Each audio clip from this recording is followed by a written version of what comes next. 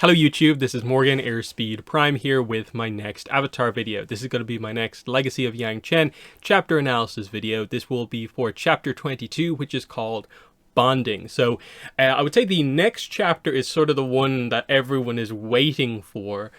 But we touch on some interesting stuff here. As the name would suggest, this is very much about, okay, we have the kind of three younger members of Yangchen's team Avatar together. She's trying to fix the dynamic between the team because Kavik and Jujenta is the kind of most broken of all of the relationships. And so we touch on that stuff a little bit. We address, like, is Yangchen going to be correct about finding some sort of an island out here in this kind of empty part of the map, effectively. And there's some interesting stuff here. Like, I think there's a very frustrating part right at the end of the chapter when it comes to Jujenta, and I would definitely say that I think there's been somewhat universal agreement that the way Jujenta is kind of written when it comes to the reveals about his backstory is kind of weird. And this is going to get into some of the first stuff where I think it starts to get into some of the, I think, more valid criticism of the book when it comes to some of these details as we're approaching the end here. We're getting into like the final third of the book here. And so we're waiting for reveals to happen here. And how detailed are they going to be? What's going to be left much more open-ended? And, you know, this is kind of where we're starting to see some of that stuff. But anyway, we start off with a very fun bit here where they note that Nujian looks spectacular here. He's had a day of rest outside Taku. They're heading out, of course, to search the waters for this mysterious island, of course. Nujian is very happy to see Yangchen again. She's, of course, disguised as much as she can be. And Kavik is, of course, noting that, like, this is an amazing connection that these two have. They barely even need to like talk or like verbally kind of communicate, and there's a lot going on here. It is the whole Avatar animal companion dynamic, spirit guide kind of aspect, that there's something more here than just Avatar and animal, effectively. So very nice stuff here. Nujian is definitely characterized quite a bit here as we get this kind of fun moment where Kavik is like, some quality time with the best member of the team, Nujian. So, of course, we know from the first book that Kavik really, really liked Nujian getting to meet a sky bison for the first time. And so he's like, yeah, they got on pretty well when he, said sorry to him earlier on in the book. So he's just like kind of rubbing Nujian up close when suddenly Nujian just moves away from him and straight over to Jujenta. And it's revealed to be this like shocking betrayal here because Jujenta brought an apple with him specifically to get Nujian's attention. So he goes straight over to Nujian, and it's Jujenta who gets all the kind of rubs and kind of cuddles from Nujian, and they just have this kind of separate fight here over kind of Nujian's affections here. And Yangchen, of course, sees this happen and is just like, okay, you two just keep wasting time here, but remember, I can turn him against both of you with a word. And so this actually kind of makes both of them calm down because they both really like Nujian. And that's just a fun opening section there. Really like the use of Nujian, the sky bison here. But anyway, they're now over the open waters here looking around. Jujenta especially is trying to do the job as best possible, but of course they're just in the middle of the ocean here. Like, there doesn't seem to be anything obviously around, and he's just like all over the place, like kind of annoying Kavik with how much he's moving around. And so they get into a bit of an argument about this of like, Kavik, you're being too relaxed about this. Shouldn't you be looking? Why are you putting in so much effort to look? Only a fool trusts his first glance, and all these reasons why. But Kavik is just like, we'd see it if it was here. There's nothing out here right now. The weather's pretty nice. We can see pretty far. That's fine and all, but I don't think we're going to miss it. It's not going to be that small, basically, is the idea. Kavik does note that, he's been a bit skeptical about this from the start. He wished he could have got a look at the direct evidence that led to Yangchen figuring out this part of the plan. But of course, he knows because of the whole he has to report to the Order of the White Lotus. He's not going to get to do that. It's kind of good enough that he's even included here on the mission, I suppose, is the basic idea. Jujenta then asks Yangchen to bring them close to the water. He kind of sticks his hand in the water while they're flying, and he tries to like read the currents, but it doesn't seem to work. It's noted that like this is a talent that he sort of has, but I guess, you know, it's not going to just work randomly out here in the ocean.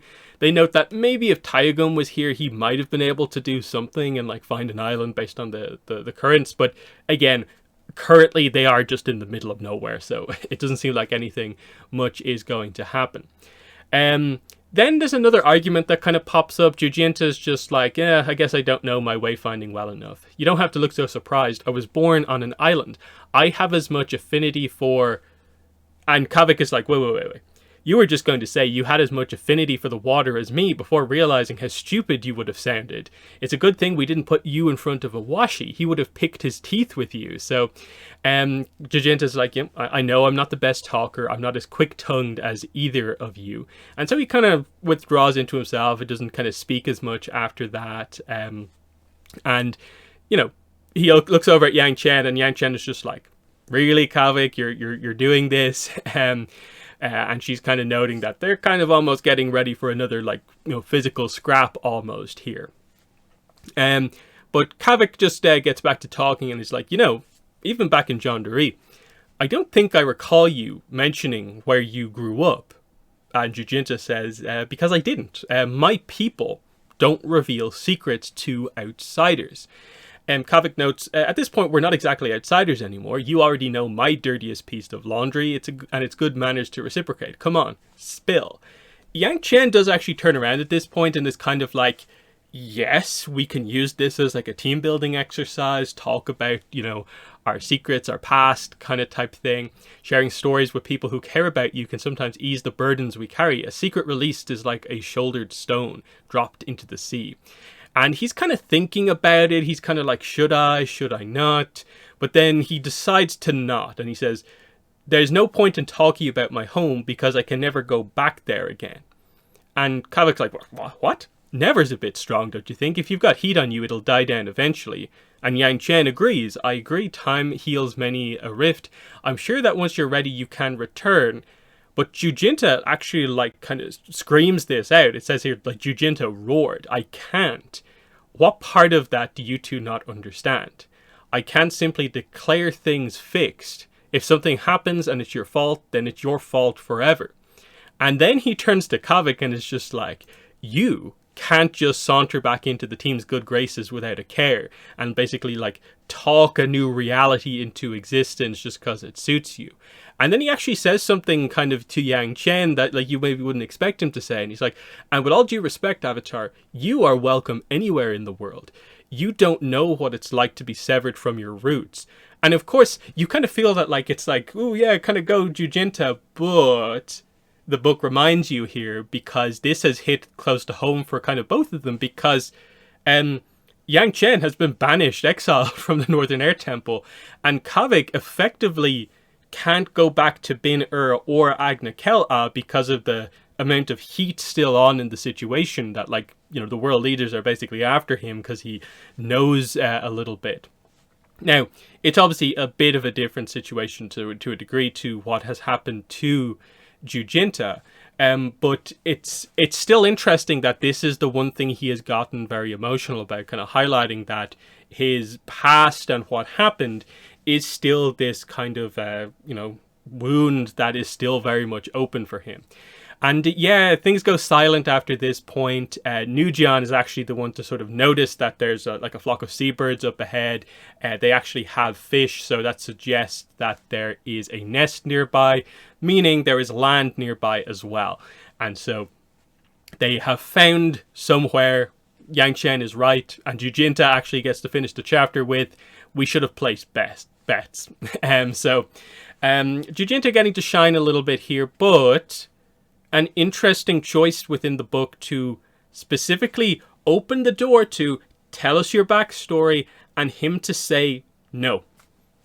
And look, we learn a little bit in, it's not the next chapter, I think it's the one after this, the next one, where we do get to learn a little bit more about Jujenta and what went on in his past.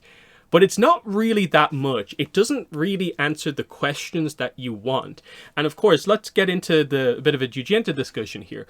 Why is Jujenta so interesting heading into this book? Is because one of the things that was revealed, towards the end, one of his final scenes within the first book, was he is related to the Yuyan.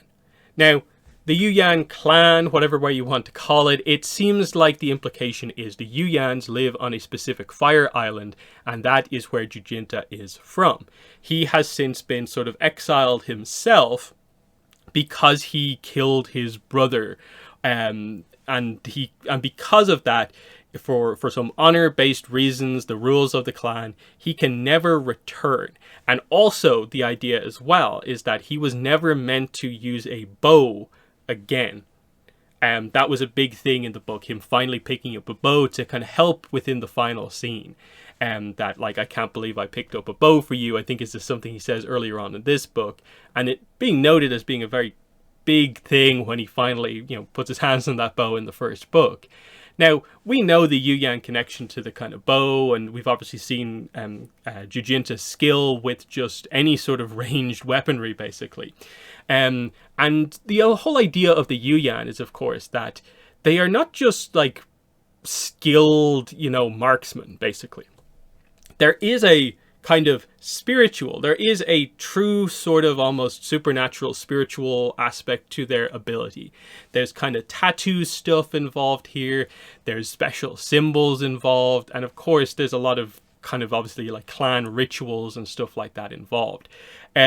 Even like the way the Yuyan term was actually thrown out in the first book was in the sense of like a Yuyan never misses, as in it's completely true. Like, when they use their ability and they know how to use their ability, like literally they do not miss. And that is not like exaggeration, basically.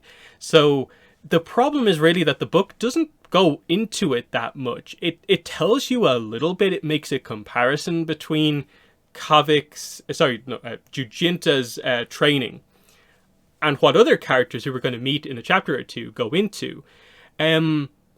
But it definitely doesn't feel satisfying what we do and sort of don't learn about Jujenta within the book.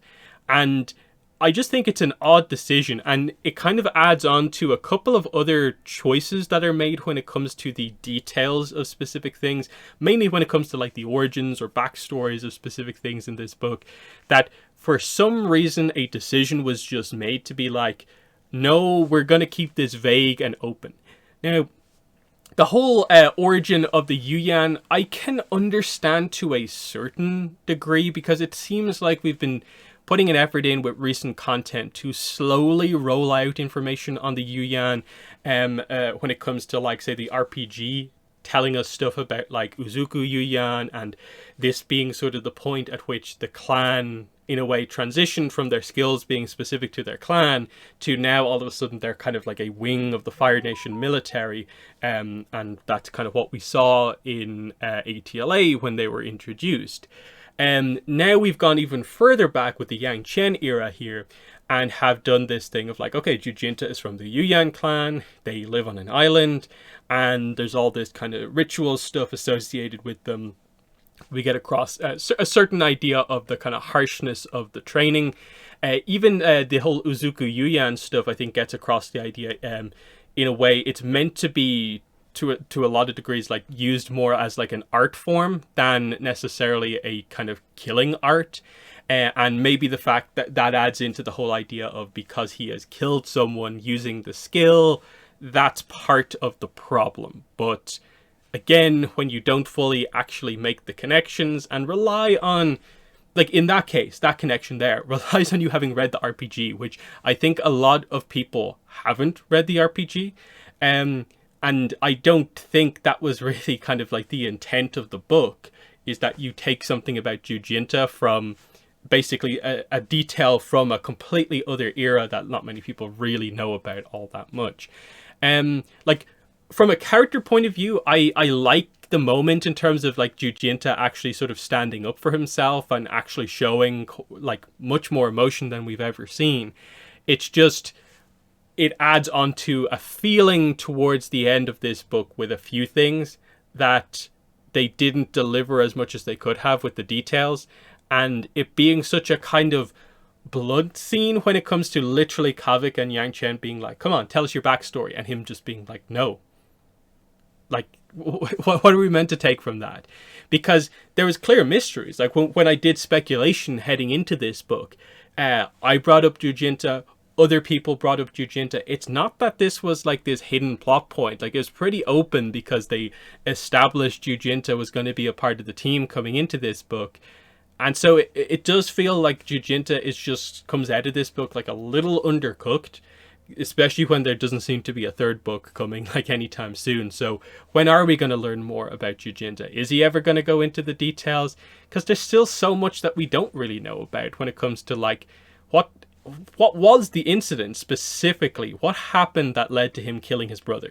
Like, we need to know some of this stuff, and it just feels weird that it wasn't kind of delved into. But like I said, overall, I think this is a pretty nice chapter from a character kind of point of view. Especially the stuff with Nujian at the start, I think is kind of nice. The bickering, I think, is pretty decently done. And then, you know, like I said, it's nice for Jujenta to have this sort of, in a way, strong moment where he stands his ground.